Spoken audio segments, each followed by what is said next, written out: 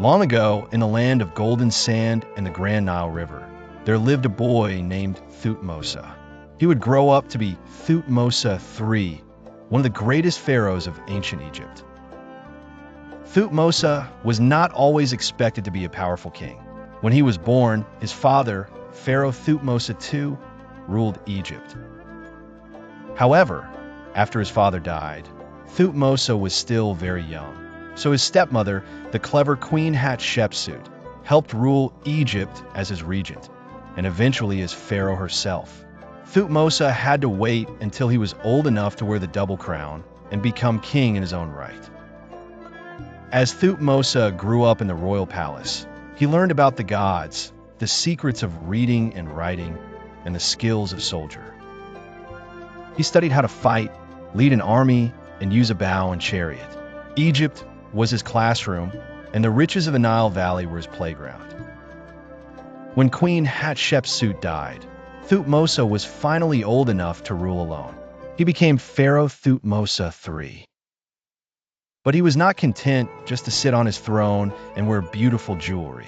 Thutmose wanted to make Egypt stronger and more powerful than ever. He set out to lead his army on many adventures. Thutmose III was called the Napoleon of Egypt because he was such a skilled general. He led at least 17 military campaigns into places like Syria and Canaan, which brought new lands and treasures to Egypt. The most famous was the Battle of Megiddo. Thutmose's army bravely marched through a secret pass and surprised the enemy. After a long siege, he won and showed the world how strong Egypt could be.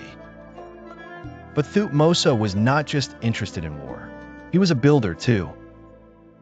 He ordered temples, statues, and obelisks made to honor Egypt's gods, especially the great Ammonius Ra.